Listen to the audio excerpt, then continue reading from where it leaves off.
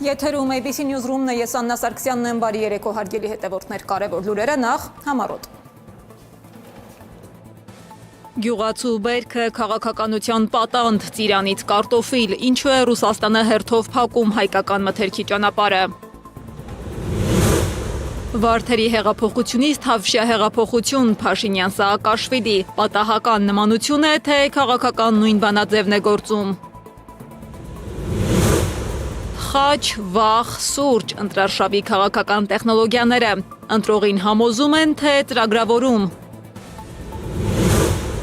Բաքու Թբիլիսի կարս, Եվրոպայից Ասիա միլիոնավոր տոննաների բեռ առանց Հայաստանի։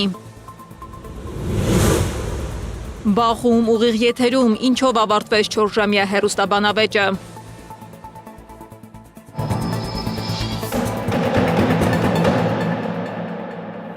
Նախ քիչ առաջ տեղի ունեցածի մասին։ Մասիսում հարձակվել են ուժեղ Հայաստան կուսակցության աջակիցների վրա, կադրեր են հրապարակվել, որոնցում երևում են, թե ինչպես են մի խումբ անձինք բռունցքներով ու ոտքերով հարվածներ հասցնում իրազեկման ակցիա անցկացնողներին, այդ թվում հղի կնոջը։ 12,000 դրամով, 7-րդ, բուժաշխատողների և ուսուցիչների աշխատավարձի բարձրացում, տարեկան 25%, մարզերում 20% Երևանում, 8-րդ, 0% ծայրահեղափոխություն Հայաստանում, 9-րդ, գործնականում անվճար բարձրագույն կրթություն ուսանողների համար, 10-րդ, տարեկան 1000 բնակարան զինծառայողների համար, 50% զեղչով, 11-րդ, կրթային զինծառայողների հավասար 40,000 դրամ, 12-րդ, 1 միլիարդ դոլարի ներդրում սպորտի և զարգացման կենտրոնների ստեղծում մարզերում։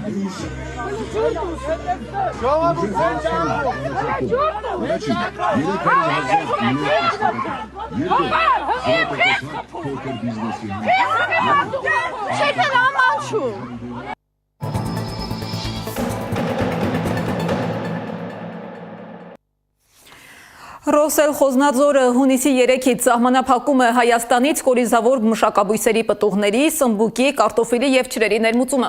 3 սահմանափակել էր բալի, ծիրանի, դեղցի, նեկտարինի, սալորի և թարմ խաղողի արտահանումը։ Պաշտոնական պատճառաբանությունը կարանտինային վերահսկողության մեխանիզմների բացակայությունն է, սակայն հարցն ավելի խորն է։ Ինչպես է ստացվում, որ տարիներ շարունակ Հայաստանի հիմնական արտահանման շուկան Ռուսաստանն է, բայց պետությունը չի կարողանում ապահովել այնպիսի վերահսկողության համակարգ, որը թույլ կտա գյուղացիներին չկորցնել իրենց բերքն ու եկամուտը։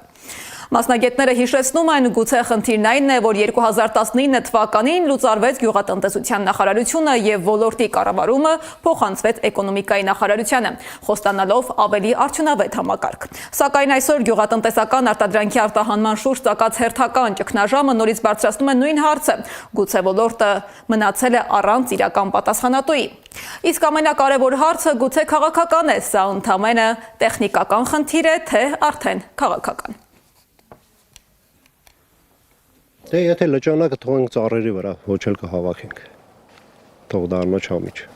Ափսոս չի պետք։ Դե հիմա ինչ անենք, մարդուց ափսոս ոչ մի բան չկա։ Դե իրանք լսելով նորությունները սկսել են այն ժամ վաճառել կլունիկը, այն բանով, որ մտածում են, որ դուրս չի ելնելու, կարող ամենա փչանալ։ Գյուղացին մեղք կային, որ ասում են մեղք կա իսկականից։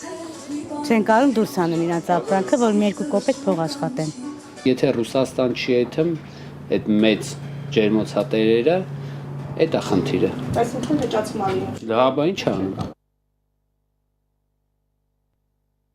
Իսկ իշխանությունը վստահեցնում է, որ հայկական գյուղմթերքի համար այլընտրանքային ուղղություններ են որոնում։ Նիկոլ Փաշինյանի խոսքով հայկական վարդի և բանջարեղենի առաջին խմբաքանակներն արդեն արտահանվում են այլ երկրներ, իսկ նոր շուկաների ուղղությամբ աշխատանքները շարունակվում են։ Իսկ կարող են այդ նոր ուղղությունները կարճ ժամանակում փոխարինել ռուսական շուկային։ Վարդերի առաջին և բանջարեղենի առաջին խմբաքանակները դուրս կնեկել, տեղ կհասնեն նոր կասեն, թե որ երկրն է։ Եվ ոչ մի ապրանք չի մնալու, ոչ մի ապրանք չի մնալու։ Հայաստանի շուրջ տնտեսական և էներգետիկ քննարկումներն աստիճանաբար տեղափոխվում են ավելի լայն քաղաքական հարթություն։ Քաղաքացիական պայմանագիր խմբակցության պատգամավոր Խաչատուր Սուքիասյանը անդրադառնալով այն հայտարարություններին, թե Ռուսաստանը կարող է դադարեցնել Հայաստանին գազի և վառելիքի մատակարարումները, հայտարարել է, որ Հայաստանն ավելի մատչելի գազ ստանալու առաջարկներ ունի։ Ըստ նրա, խոսքը ոչ թե Ադրբեջանից, այլ երրորդ երկրից հնարավոր մատակարարումների մասին է։ Համաշխարհային գները շարունակում են աճել, դա ես կարծում եմ որոշակի բալանսի է գալիս, բայց մի բան էլ եմ ուզում ձեզ ասել, խնդրում եմ ճիշտ հասկանանք իրար, եկեք գնացեք բոլորը ձեր մամուլի կենտրոններով ուսումնասիրեք Վրաստանի վերջի 10 տարվա գազի գինը եւ Վրաստանը ումից է ձեռք բերել, ինչ երկրներից է ձեռք բերել եւ ինքը վերջնական արդյունքում սպառողին ինչ գնով է հանձնել։ Եվ ուսումնասիրեք Վրաստանը երբ որ ձեռք է բերել, ձեռք բերելու գինը, սպառողին հանձնելու գինը տոկոսային ինչքան է։ Հայաստանի Հանրապետությունը միակն է աշխարհում, որ 120% է գնի վրա տեղականը բարձրացնում գինը։ Նկատի ունեմ այլ երկրում ձեռք է բերում այլ գնով, Հայաստանի Հանրապետությունում վաճառվում է 120% ավել գնով։ Մինչ իշխանության ներկայացուցիչները խոսում են էներգակիրների այլընտրանքային աղբյուրների եւ նոր շուկաների մասին, Մոսկվայից հնչող հայտարարություններն ավելի կոշտ են դառնում։ Պետդումայի նախագահ Վիաչեսլավ Վոլոդինի գնահատմամբ Հայաստանի իշխանությունը քաղաքացիներից թաքցնում է ԵԱՏՄ-ից հնարավոր հեռանալու տնտեսական հետևանքները։ Վոլոդինը նաև հայտարարել է, թե Նիկոլ Փաշինյանը հետևողականորեն իրականացնում է Հայաստանի եվրոպական ինտեգրման օրակարգը, անտեսելով դրա հնարավոր ռիսկերը։ Երբ Ռուսաստանից հնչում են գազի, առևտրի եւ տնտեսական հնարավոր սահմանափակումների մասին հայտարարություններ, Հայաստանում կրկին ակտիվանում է մի հին համեմատություն։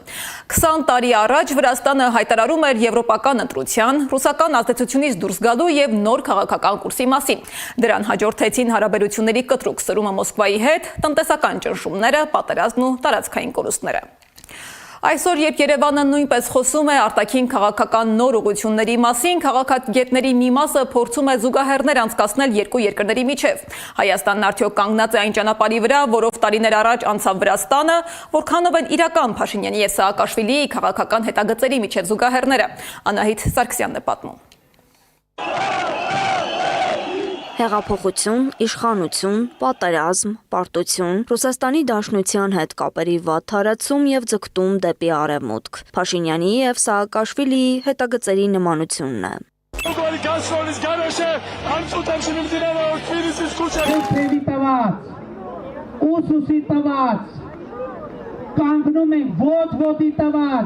Արդյոք տեղին է Փաշինյանի եւ Սաակաշվիլիի համեմատությունը։ Նման են արդյոք երբեմնի Վրաստանի ու ներկայիս Հայաստանի բռնածուղիները։ Սաակաշվիլի, Փաշինյան, Ուկրաինայի ղեկավարները նարնջագույն հեղափոխությունից հետո, գիտեք, երբ փորձում ես քո քաղաքականությունը ձևավորել կամ փոխել առանց հաշվի առնելով օբյեկտիվ իրականությունը,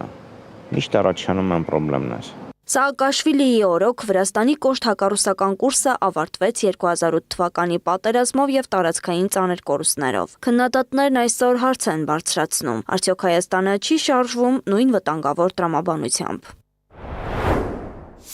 Եվ Սաակաշվիլին եւ Փաշինյանը նույն սադրիչ քաղաքականությունն են վարել, երկուսն սադրել են պատերազմ, մեկ անդեմ Ռուսաստանի, մյուս անդեմ Ադրբեջանի եւ վերջնարդյունքում տարածքային կոնֆլիկտները, որոնք կային, ինքնորոշման իրավունքի համար կոնֆլիկտները, որոնք կային Հայաստանի Հանրապետության համար, որոնք կային Վրաստանի համար, այդ կոնֆլիկտները լուծվեցին ամենավատ տարբերակով հայերի համար եւ պաշտոնական Թբիլիսիի համար։ Հայաստանի եւ Վրաստանի դեպքում պատերազմից հետո առաջ քաշվող թեզերը նույնպես նման են, կորցնելով տարածքներ, դառնում ես ավելի անկախ եւ ինքնիշխան։ Երբ որ Սաակաշվիլին հրահրեց 2008 թվականի պատերազմը, կարոզ էր գնում, որ այդ կորցնելով վերջնականապես Աբխազիան եւ Հարավային Օսիան, որոնց անկախությունը ճանաչեց Ռուսաստանը, Վրաստանը դառավ անկախ։ Վրաստանը զրկեց Ռուսաստանին հնարավորությունից իր քաղաքականության վրա ազդելու։ Ես չեմ դարմանա, թե Վրաստանի նախագահ Միխայել Սաակաշվիլին ասաց լիներ, որ մենք ոչ թե կորցրեցինք Աբխազիան եւ Օսիան, այլ գտանք Վրաստանը։ Արցախի կորստից եւ Արցախահայության ինքնորոշման իրավունքի իրացման հնարավորության վերացումից հետո իշխանությունները խոսում են Հայաստանի անկախության եւ ինքնիշխանության ամրապնդման մասին։ Կորստի ցավը նվազեցման միջոցով ստիպեն, որ համակերպես կորուստները։ Չեմ արդեն, եթե ինչ-որ մի բան է կորցնում, որպեսզի այդ կորստի ցավը իր համար շատ մեծ չլինի, ասում եմ, լավ, դե կորածը մի եսի ինչ չէր, չէ՞։ Իսկ մեզ պետք է Շուշին դժգույն եւ դժբախտ քաղաք է։ Իսկ մեզ պետք է այն սարը, որի վրա տարվա ընթացքում 6 ամիս ձյուն է։ Դա ուղղակի շատ անազնիվ հոգեբանական գրոհ է սեփական ժողովրդի դեմ։ Փորձագետների կարծիքով երկու առաջնորդներն էլ իշխանության գալուց հետո որդեգրել են քաղաքականություն, որը հանգեցրել է Ռուսաստանի հետ հարաբերությունների սրմանը, սա նույնպես ներկայացնելով որպես անկախության եւ ինքնիշխանության ամրապնդման ճանապարհ։ Եվրամիությունը դռները չի բացել քո առաջ, չի ասում արի։ Բայց ես դու ասում ես ես ուզում եմ գնամ, այն մյուս կազմակերպ, մյուս տնտեսական միությունը, մյուս մաքսային միությունը, կասի դե գիտես ինչ կա, կողմնորոշվի։ Ուզում ես գնաս, գնա, բայց ստեղից արդեն դուրս արի։ Սա է խնդիրը։ Քաղաքագետ Բենյամին Մաթևոսյանը կարծում է, որ Սաակաշվիլին գոնե ինչ-որ հաշվարկներ ուներ Ռուսաստանի պատժամիջոցների դեպքում երկրի տնտեսական կայունությունը ապահովելու համար։ Վրաստանի իշխանությունները իրենք այս քայլերը անելուց իրենք գիտեին, որ լավ թե վատ, բայց Եվրամիությունն, Ամերիկայի Միացյալ Նահանգները մասամբ կոմպենսացնելու են ռուսական շուկայի կորուստը իրենց համար։ Գրանտերի տեսքով, վարկերի տեսքով, ուղիղ միջամտությունների տեսքով։ Մեր պարագայում տենց բան չկա, բայց Նիկոլ Փաշինյանը միևնույնն է գնում է այդ քայլին։ Մյուս կողմից վերլուծաբանները հիշեցնում են, որ Հայաստանի անվտանգության միջավայրը էապես տարբերվում է Վրաստանից, իսկ տարածաշրջանային մարտահրավերները Երևանին ստիպում են ավելի զգուշավոր հաշվարկել իր քայլերը։ Վրաստանը ունի եւ ուներ շատ ավելի մեծ մրցակցային առավելություն Հայաստանի նկատմամբ։ Ելք ունի դեպի ծով։ Մենք դեպի ծով ելք չունենք։ Դեպի արևմուտք ճանապարհը Թուրքիան փակել է, դեպի արևելք ճանապարհը Ադրբեջանը փակել է, Իրանում պատերազմը, հյուսիս Վրաստան որ գնաս, Վրաստանից հետո ուր պիտի տանես քո ապրանքները։ Ռուսաստան դուք հարաբերությունները որ փչացնում ես ինչպես պետք է տանեն, մանավանդ հաշվի առնելով, որ Ռուսաստան-Վրաստան վերջերս նկատվող ջերմացում։ Արդյոք Հայաստանը չի կրկնում այն ուղին, որով տարիներ առաջ անցավ Վրաստանը եւ պատմական ու տարածաշրջանային տարբերությունների պարագայում ինչպիսին կլինեն երկու երկրների քաղաքական ճակատագրերը։ Համենայն դեպս, Սաակաշվիլին հետևողականորեն աջակցում է Հայաստանի գործող իշխանությանը իրեն համեմատելով Նիկոլ Փաշինյանի հետ, իսկ վերջերս հորդորում էր չվախենալ Ռուսաստանի գազի թանկացման սպառնալիքից։ Անահիտ Սարգսյան, Տարոն Ղանդիլյան, Գեղամ Ղազարյան, ABC Media։ Վրաստանը պաշտոնապես շահագործման է հանձնել Բաքու-Թբիլիսի կարճ երկաթուղին, հայտարարելով, որ այն կարող է դառնալ Եվրոպան եւ Ասիան կապող միջին միջանցքի առանցքային օղակներից մեկը։ Թբիլիսիում համոզված են, որ նոր հնարավորությունները կուժեղացնեն տարածաշրջանի տարանցիկ դերակատարությունը եւ կմեծացնեն բեռնափոխադրումների ծավալները։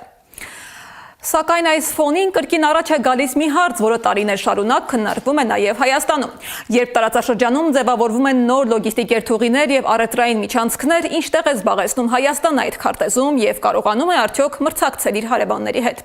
Բայց ինչպես ստեղծվեց այս երթուղին, որը այսօր ներկայացվում է որպես տարածաշրջանի ամենակարևոր լոգիստիկ նախագծերից մեկը։ Ինչու է դրա պատմությունը Հայաստանի համար սկսվում ոչ թե տնտեսական, այլ քաղաքական որոշումից 1993 թվականին Թուրքիայի կողմից հայ-թուրքական սահմանի փակմամբ, դիտենք տեսանյութը։ Բաքու-Թբիլիսի կարճ երկաթուղին կվերսկսի աշխատանքը։ Նախագծի ձևավորման գործընթացը սկսվել է 1993 թվականին, երբ Թուրքիան փակեց Հայաստանի հետ սահմանը եւ դադարեցրեց Կարս-Գյումրի-Թբիլիսի երկաթուղու գործունեությունը։ Նույն տարվա հուլիսին արդեն սկսվեցին քննարկումները նոր տրանսպորտային երթուղու ստեղծման շուրջ, որը պետք է դառնար այլընտրանք փակված ճանապարհին եւ ձևավորեր տարածաշրջանային նոր լոգիստիկ կապ։ Գործնական փուլը սակայն ուշացավ եւ մեկնարկեց 14 տարի անց, 2007 թվականի փետրվարի 7-ին միջկառավարական համաձայնագրի ստորագրմամբ։ Նախատեսվում էր կառուցել 105 կիլոմետր երկարությամբ երկաթուղի Ախալքալաքից մինչև Կարս, որի 76 կիլոմետրը անցնում էր Թուրքիայի, իսկ 29 կիլոմետրը Վրաստանի տարածքով։ Զուգահեռաբար իրականացվում էր նաև Ախալքալաք-Թբիլիսի հատվածի վերակառուցումը։ Շինարարությունը սկսվեց 2008 թվականին, սակայն նախագիծը մի քանի անգամ հետաձգվեց։ Սկզբում նախատեսվում էր այն ավարտին հասցնել 2010-ին, ապա ժամկետները տեղափոխվեցին 2013, 2015 եւ 2016 թվականներ։ 2014-ին հայտարարվեց, որ աշխատանքները մոտ 83%-ով ավարտված են, իսկ 2016-ին վերջնական ավարտի ժամկետ սահմանվեց 2017 թվականը։ Նախագծի ընդհանուր արժեքը սկզբում գնահատվում էր 422 միլիոն դոլար, սակայն հետագայում այն գերազանցեց 600 միլիոն դոլարը։ Ֆինանսական բեռը հիմնականում կիսեցին Ադրբեջանն ու Թուրքիան, իսկ Վրաստանը ծրագրի իրականացումը ապահովեց Ադրբեջանի տրամադրած արտոնյալ վարկի միջոցով։ Ադրբեջանը նաև իր միջոցներով վերակառուցեց Մարնեուլի Ախալքալակ հատվածը։ 10 տարվա աշխատանքներից հետո 2017 թվականի հոկտեմբերի 30-ին Բաքվում պաշտոնապես բացվեց Բաքու-Թբիլիսի կարճ երկաթուղին 3 երկրների ղեկավարների մասնակցությամբ։ Բաքու-Թբիլիսի կարճ երկաթուղին մեծ նշանակություն ունի բիզնեսի զարգացման եւ փոխշահավետ համագործակցության համար։ Վստահ եմ, որ տարածաշրջանային համագործակցությանը ամենամեծ ներդրումն ունեցող երկրները Ադրբեջանը, Վրաստանը եւ Թուրքիան միշտ կլինեն միասին եւ կաջակցեն միմյանց։ Բաքու-Թբիլիսի կարճ երկաթուղու նման հսկայական նախագծերը ել ավելի են ամրապնդում մեր միասնությունն ու բարեկամությունը։ Բաքու-Թբիլիսի կարճ երկաթուղու միջազգային ուղևորափոխադրումների մեկնարկը նախատեսվել էր 2020 թվականին։ Դա էլ բազմիցս հետաձգվեց։ Ուղևորափոխադրման մեկնարկի պաշտոնական արարողությունը տեղի կունենա այսօր Ախալքալակի կայարանում։ Ըստ ադրբեջանական լրատվամիջոցների արարողությանը կմասնակցեն Ադրբեջանի, Վրաստանի եւ Թուրքիայի պաշտոնյաները։ Սվետլանա Պետրոսյան, Նոնա Գևորգյան, ABC Media։ Վերադառնանք Հայաստան։ Մեր երկրում քարոզարշավը շարունակվում է, ընտրությանը մնացել է 5 օր։ Այս ընթացքում քաղաքական ուժերը ներկայացրել են տասնյակ խոստումներ, ծրագրեր եւ առաջարկներ։ Սակայն, եթե ուշադրությամբ հետևենք քարոզարշավին, ապա կտեսնենք, որ ընտրողների վրա ազդեցություն գործադրելու համար հաճախ օգտագործվել են ոչ միայն քաղաքական ծրագրերը։ Խաչեր ու սրբապատկերներ, ժողովրդի եւ էլիտայի հակադրություն, մենք եւ նրանք բաժանում, պատերազմի ու վտանգների մասին հիշեցումներ, առաջնորդի, հասարակ մարդու կերպար եւ հույզերով հագեցած ուղերձներ։ Սրանք պատահական դրվագներ չեն, քաղաքական տեխնոլոգիաներում նման գործիքները վաղուց հայտնի են եւ կիրառվում են աշխարհի տարբեր երկրներում, ընտրողների վերաբերմունքն ու վարքագիծը ձևավորելու համար։ Ինչ տեխնոլոգիաներ են կիրառվել այս քարոզարշավում եւ ինչպես են քաղաքական ուժերը փորձել ազդել ընտրողի որոշման վրա, Սեդա Մակարյանն ներկայացնում։ Հələ մի րոպե էլի։ Ճիշտ ձևը սրայից։ Խորհրդարանական ընտրությանը մնացել են հաշված օրեր, սակայն քարոզարշավի ամբողջ ընթացքում քաղաքական պայքարի առանցքում հաճախ ոչ թե ծրագրերն ու բարեփոխումներն էին, այլ խորհրդանիշները, հույզերը, հակադրություններն ու քաղաքական հակառակորդների կերպարները։ Ռոբիտ կզացնել եմ, շոքացնել եմ, սատկացնել եմ, հանեք ձեր մասկեց այս տահակներ, ով եկավ նույն խոսույթով կանգնեց հանդես եկավ, վզիչ բռնել եմ շպրտել։ Ես որ ասում եմ մի մարդ կա, միջև տարվա վերջ բոմժա դառնալու, շատերը չափազանցություն են գտար։ Ծառուկյան Գագիկը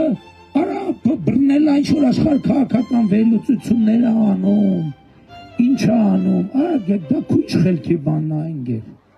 Դա քույչ խելքի բանն է։ Եթե այս քարոզարշավը պատկերացնենք որպես բեմադրություն, ապա վերջին շաբաթներին այդ բեմում ավելի հաճախ երևացին խաչերն ու սրբապատկերները, ճակատագրական ընտրության մասին խոսքերը, ընդդիմության հասցեին կոշտ հայտարարությունները եւ ժողովրդի հետ նույն սեղանի շուրջ նստած վարչապետի կադրերը։ Քաղաքականության մեջ այս ամենը վաղուց նկարագրված եւ ուսումնասիրված տեխնոլոգիաներ են։ Փաշինյանի պահվածքը, որը ցույց է տալի նրա հոգեվիճակը, այսպես մեծ կասկածներ առաջացնում նրա adekvat լինելու առումով, մասնավորապես շատ նման է ուրեմն մի կողմից հիստերոիդ պսիխոպաթիայի, մյուս կողմից շիզոֆրենիայի դրսևորումների։ Բայց բնականաբար դրա գնահատականը կարող են տալ մասնագետները եւ շատ լավ կլինի, որ Հայաստանի Հանրապետության քաղաքացիները, հեպարտ քաղաքացիները պահանջեն ուրեմն հոգեբուժական փորձաքննություն անցկացնել տվյալ անձի հետ Մենք եւ նրանք քարոզարշավի ամենաակնառու առանձնահատկություններից մեկը հասարակության բաժանումն է տարբեր ճամբարների։ Ընտրողին հաճախ առաջարկվում է ոչ թե համեմատել ծրագրերը, այլ որոշել թե որ կողմում է կանգնած, ապագայի թե անցյալի, ժողովրդի թե նախկինների։ Նա իր ոգեվիճակով եւ իր վարքով մտքերով ինքը անմիջական վտանգ է ներկայացնում Հայաստանի բնակչության կյանքի եւ առողջության համար։ Եվ մի բան էլ դրան ավելացրած, որ ոչ միայն հոգեբուժական փորձաքննության կարիք կա, այլ կարիք կա նաեւ սեռաբանական ուրեմն փորձաքննության, դա էլ այսպես հիմքերի շատ պարզ են, յուրաքանչյուր մարդ, որը վերցնի կարդա երկրի հակառակ կողմը գիրքը եւ փորձի վերլուծել այնտեղ գրած տեքստը եւ դրան ավելացրած այս վերջի շրջանում եթե ամեն հանդիպման չէ, գոնե ամեն երկրորդ հանդիպման բազմաթիվ անգամ նրա կրկնած բառերը հեսա սաղիթ կզսնեմ։ Քաղաքագետները սա անվանում են բևեռացման ռազմավարություն, երբ քաղաքական մրցակցությունը ներկայացվում է ոչ թե գաղափարների պայքար, այլ երկու անհաշտ ճամբարների բախում։ Նման մեթոդներ տարբեր ժամանակներում կիրառել են Հուգո Չավեսը Վենեսուելայում, Ռեջեփ Թայիփ Էրդողանը Թուրքիայում եւ Անդրես Մանուել Լոպես Օբրադորը Մեքսիկայում, հասարակությունը բաժանելով ժողովրդի եւ էլիտայի հին եւ նոր համակարգերի միջև։ Առաջիկայում Արարատի ցեմենտի գործարանը դառնալու է պետական։ Հետո բա ճնշում Արարատի ցեմենտի գործարանի աշխատողներին։ Ես ձեզ թույլ եմ տալիս, որպես Հայաստանի Հանրապետության վարչապետ, հակազդել ձեր իրավունքների պաշտպանությամբ ցանկացած ճնշման։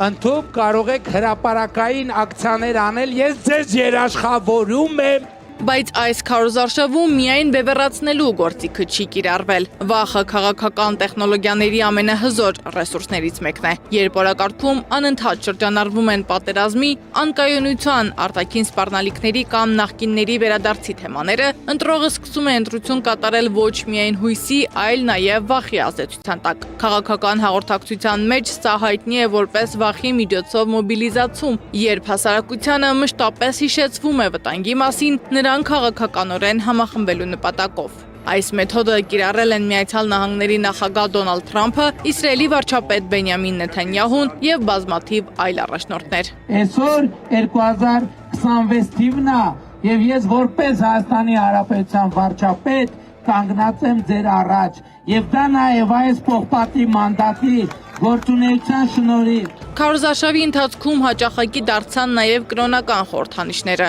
Նիկոլ Փաշինյանին քաղաքացիները պարբերաբար խաչեր ու սրբապատկերներ էին նվիրում։ Ոչ առաջի, ոչ երկրորդ, ոչ երրորդ ղեկավարը այսպիսի ձևով քարոզարշավ չի անցկացրել։ Այս մարդը այլևս ասելու բան չունի, իլ հին այդ ձայնագրությունները խազվել են, անընդհատ նախքին ասելով նա ոչինչ չի, էլ չի կարողանում մանիպուլացնի մարդկանց։ Այդ իր խաղաղությունը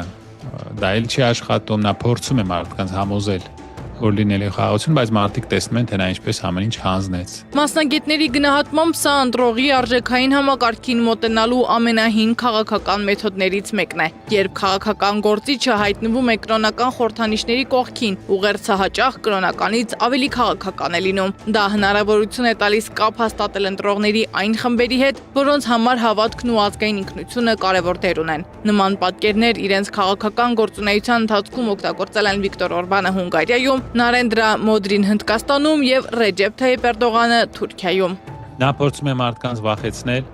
որ մարդիկ пассив մնան, տանը մնան, չգնան ընտրելու եւ իր աղանդի անդամները,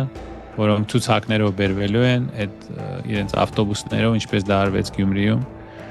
նրանք կարողանան իրենց որոշումը պարտադրել մեր ժողովրդի վրա։ Այս ընտրաշավում դժվար էր չնկատել նաև մեկ այլ առանձնահատկություն քաղաքական օրակարգում առատ սեղաններն ու հյուրասիրությունները երբեմն գրեթե նույնքան տեղ զբաղեցրին, որքան քաղաքական ելույթները։ Մի օր գյուղական բակում, հաջորդ օրը որևէ ընտանիքի հյուրասենյակում, հետո ճանապարհի եզրին, թեյ, սուրճ, եգիպտացորեն, մրգեր։ Քաղաքական տեխնոլոգիաներում սա կոչվում է սովորական մարդու կերպարի կառուցում։ Երբ առաջնորդը նստում է ընտրողի սեղանի շուրջ, ուղերձը պարզ է՝ ես ձեզնից մեկն եմ։ Նույն մեթոդը կիրառել են Բորիս Ջոնսոնը Մեծ Բրիտանիայում, Լոպես Օբրադորը Մեքսիկայում եւ Էրդողանը Թուրքիայում։ Էժանագին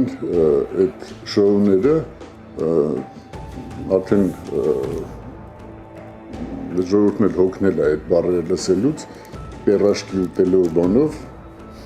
որտեղ ամեն այցի ժամանակ այդ կադրերի մեծ մասը նվիրված է նրան, թե որ համայնքում, որ հանդիպման ժամանակ Նիկոլը ինչա ուտում ու ոնց է ուտում։ Դրանով ինքը չի նմանվում հասարակ ժողովրդին, այլ վակիրատ չտեսությունը ու ինչակաղությունն է այդտեղ երևում։ Քաղաքական տեխնոլոգիաների տեսանկյունից 2026 թվականի քարոզարշավը հիշեցնում է ժամանակակից պոպուլիստական ընտրական արշավների դասական օրինակները։ Այստեղ միախառնվել են բևեռացումը, վախի քաղաքականությունը, կրոնական խորհրդանիշները, հակառակորդի կերպարի կառուցումը, առաջնորդակենտրոն քարոզչությունը եւ առօրյա կյանքի բեմականացումը։ Այլ կերպ ասած, ընտրողին առաջարկվում է ոչ միայն ընտրել, այլ նաեւ ապրումակցել, վախենալ, բարկանալ կամ հույս կապել։ Զրուցակիցներից խոսքով, երբ քաղաքական պայքարում հույզերը սկսում են մրցել ծրագրերի հետ, երբեմն հենց հույզերն են հաղթում, իսկ էմոցիաներով երկիր չեն կառավարում։ Ինքը ինչի չի զոհված։ Ինքը ինչի է հիմա եկել են մեզ ասում են 5000 զոհ։ Սեդամ Մակարյան, Էդիկ Մալաքյան, Աշոտ Բարբարյան, ABC Media։ Եթե քարոզարշավի ընթացքում քաղաքական ուժերը փորձում էին ընտրողին համոզել հույզերով, հակադրություններով եւ անցյալի շուրջ պայքարով, ապա այդ ամենը առավել տեսանելի դարձավ նախընտրական հեռուստաբանավեճում։ Ընտրողը սպասում էր լսել, թե ով եւ ինչ ծրագրով է պատրաստվում ղեկավարել երկիրը առաջիկա տարիներին։ Փոխարենը 4 ժամ տևած հեռուստաբանավեճում քաղաքական ուժերը հիմնականում վիճում էին հեղափոխության, պատերազմի, պարտության, պետական պարտքի, նախկինների, ներկաների եւ հայ-ադրբեջանական բանակցությունների շուրջ։ Իսկ թե ովքեր ամենաթեժ բախումների կենտրոնում եւ ինչ հարցեր մնացին առանց հստակ պատասխանի, դիտենք ռեպորտաժը։ Ավելի քան 4 ժամ տևած բանավեճի ընթացքում հնչեցին տնտեսական, սոցիալական ու քաղաքական ծրագրեր, սակայն քննարկման զգալի մասը զբաղեցրին ոչ թե ապագայի, այլ անցյալի շուրջ վեճերը։ Մասնակիցները վիճում էին 2018 թվականի հեղափոխության արդյունքների, պետական պարտքի, պատերազմի հետևանքների, իշխանության ու նախկին իշխանությունների պատասխանատվության, ինչպես նաև հայ-ադրբեջանական բանակցությունների թեմաների շուրջ։ Քաղաքական ուժերի ներկայացուցիչները փորձեցին համոզել ընտրողին, որ հենց իրենք են առաջարկում երկրի զարգացման լավագույն ճանապարհը, սակայն հաճախ հնչեցին մեղադրանքներ ու վիրավորանքներ։ Որոշ մասնակիցներ անգամ զրկվեցին խոսքի իրավունքից սահմանված կարգը խախտելու պատճառով։ Բանավեճն աստիճանաբար տեղափոխվեց արդեն ոչ թե քարոզարշավի որակի, այլ իշխանության գործունեությունը գնահատելու դաշտ։ Հայաստան դաշինքի ներկայացուցիչ Աննա Գրիգորյանը հակադարձեց Ալեն Սիմոնյանի այն պնդմանը, թե քարոզարշավն ընթանում է նորմալ եւ առողջ մթնոլորտում։ Ես ուզում եմ ձեզ հիշեցնել,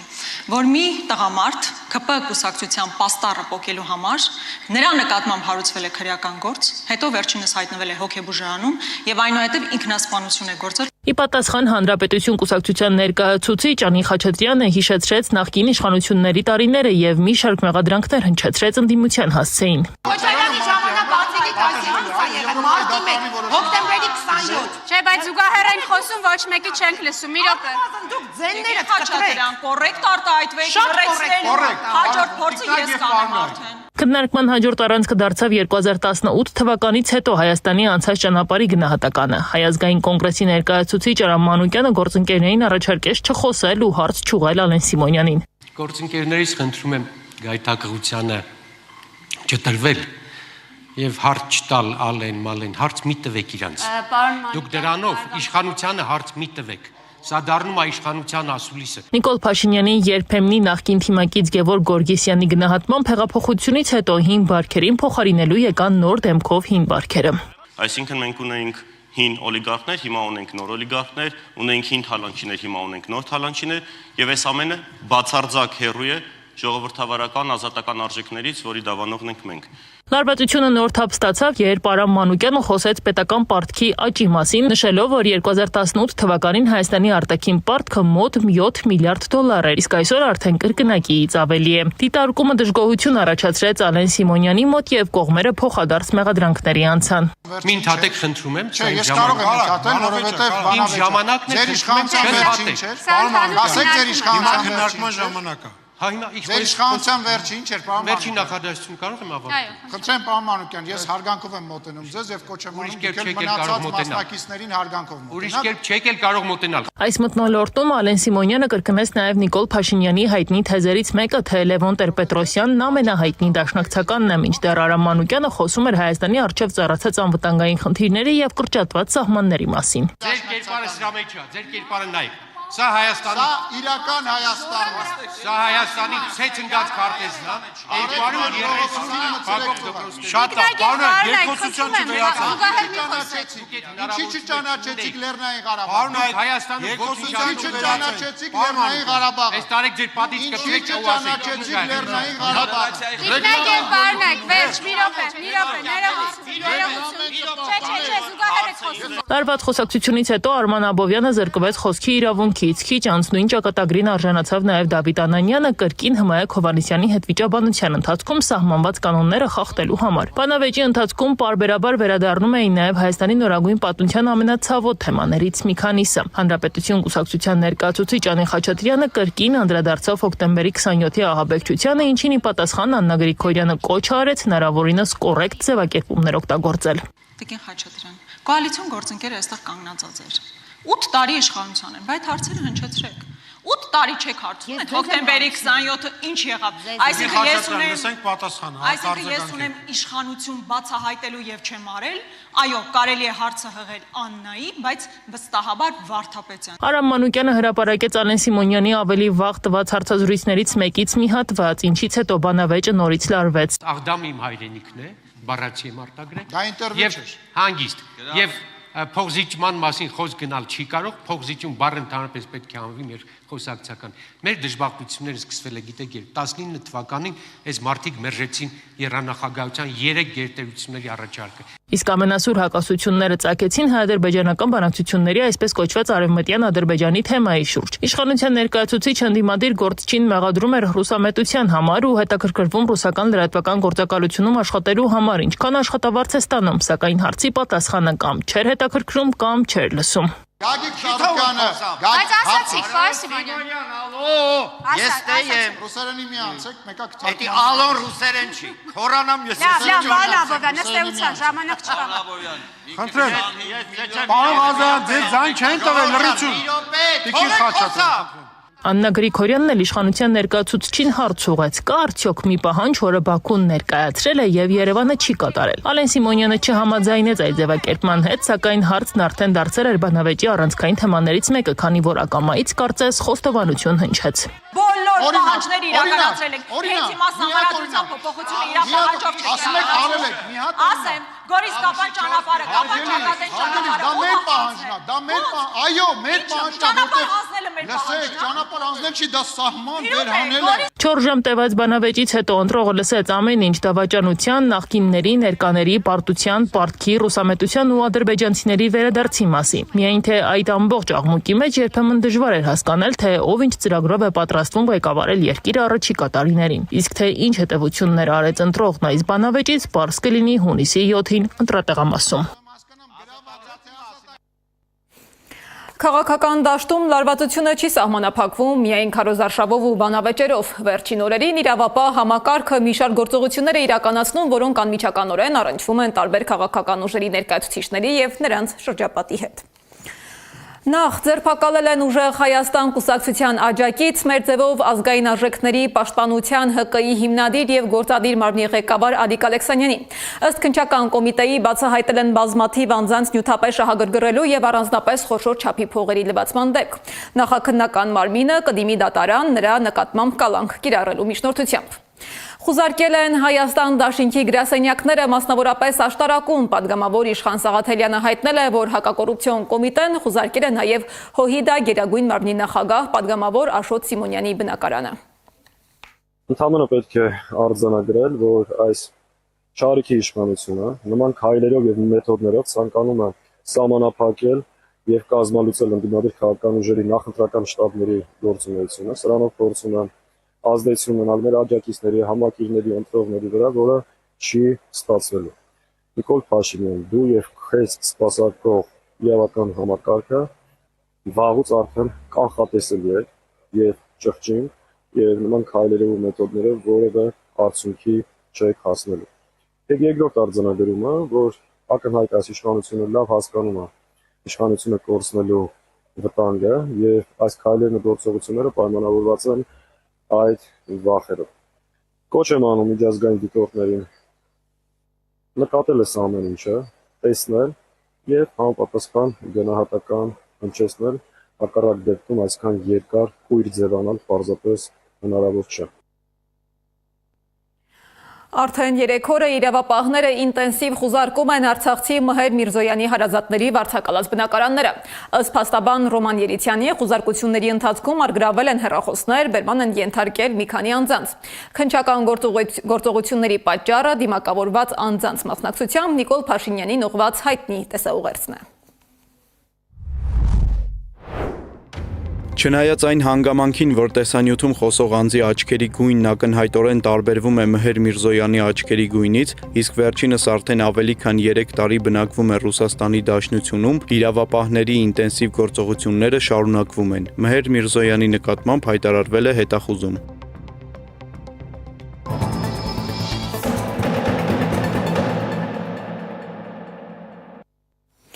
Մերձավոր Արևելքում լարվածությունը կրկին սրվում է։ Իրանի եւ Միացյալ Նահանգների միջև հարաբերություններում հնչում են կոշտ հայտարարություններ, ռազմական հնարավոր սցենարների եւ բանակցային գործընթացի շուրջ անորոշության ֆոնին։ Թեհրանից հնչող ուղերձները ընդգծում են, որ իրավիճակը կարող է մտնել նոր վտանգավոր փուլ, իսկ Իրանի ռազմական կառույցները չեն բացառում գործողությունների վերսկսումը եւ ավելի լայնամասշտաբ զարգացումները։